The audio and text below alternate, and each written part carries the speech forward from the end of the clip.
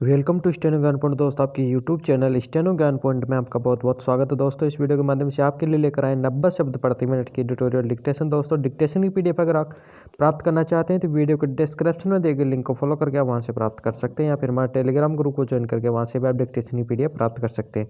और अगर दोस्तों आप हमारे चैनल पर फर्स्ट बार विजिट कर रहे हैं तो हमारे चैनल को सब्सक्राइब शेयर करना ना भूलें, साथ ही बेल के आइकन को प्रेस कर लें ताकि आने वाली ऐसे ही महत्वपूर्ण डिक्टेशन से संबंधित वीडियोज की नोटिफिकेशन आपको सबसे पहले प्राप्त हो सके। तो चलो दोस्तों डिक्टेशन स्टार्ट करते हैं। मेरी डिक्टेशन स्टार्ट होगी जस्ट 5 सेकंड बाद।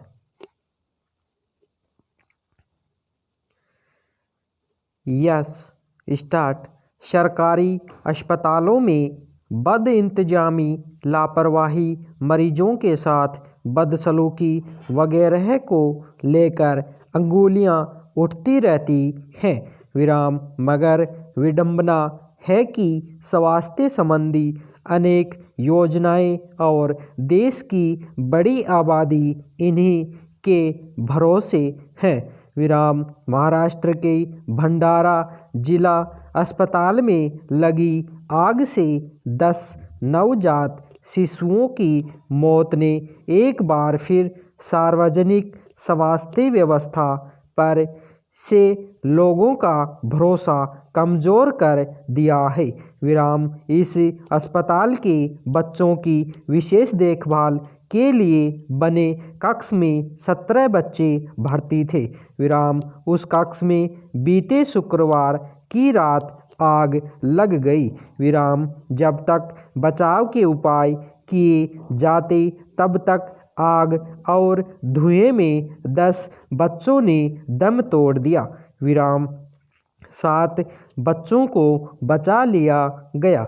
विराम अनुमान है कि बिजली के तारों के आपस में जुड़कर जल उठने की वजह से आग लगी होगी। विराम यह पहली घटना नहीं है जब इस तरह आग लगने या उपकरणों में खराबी आने के चलते नवजात शिशुओं को जान गंवानी पड़ी। विराम अनेक अस्पतालों में ऐसी घटनाएं हो चुकी हैं।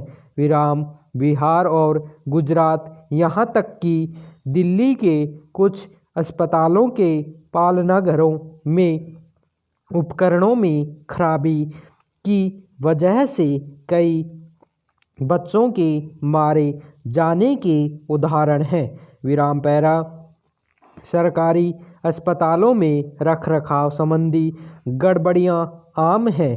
विराम इसकी मुख्य रूप से 2 वजहें हैं। विराम एक तो उनमें रखरखाव और नए उपकरणों की खरीद आदि के मद में पर्याप्त धन का न होना। विराम इसके चलते पुराने और लगभग अनुपयोगी हो चुके उपकरणों को जैसे तैसे सुधार कर काम चलाया जाता है। विराम बिजली उपकरणों के मामले में भी यही कारण प्रमुख होता है।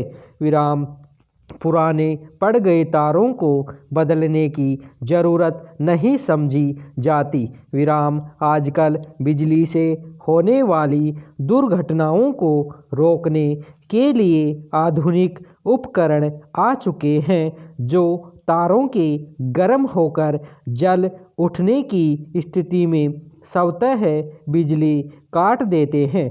विराम मगर सरकारी भवनों में ऐसे उपकरणों की उम्मीद बेमानी ही कही जा सकती है। विराम इसके पीछे दूसरा प्रमुख कारण है सरकारी कर्मचारियों का अपने कर्तव्यों के प्रति संजीदा न होना।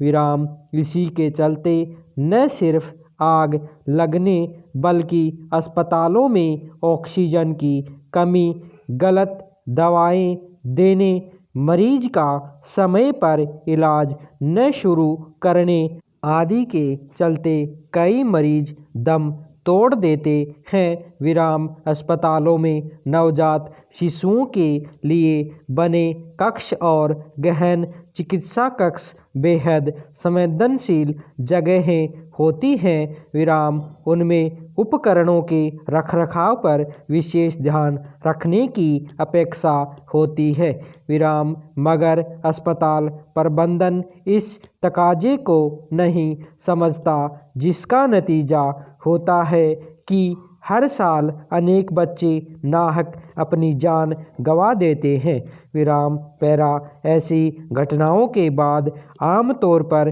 कुछ कर्मचारियों की बर्खास्तगी, पीड़ित परिवारों को मुआवजे की घोषणा आदि करके काम पूरा समझ लिया जाता है, विराम भंडारा जिला अस्पताल में हुई घटना के बाद भी वही सब दोहराया गया, विराम मगर ऐसी घटनाएं हमारे लिए एक सबक की तरह होनी चाहिए, ताकि दूसरी जगहों पर इन्हें दोहराने से रोका जा सके, विराम कम से कम बिजली उपकरणों की वजह से आग लगने की घटनाओं को रोकने के लिए तो अत्याधुनिक उपकरण लगाए ही जा सकते हैं, विराम जब भी ऐसी घटनाएं होती हैं तब बार बार रेखांकित किया जाता है कि सार्वजनिक अस्पतालों के कर्मचारियों को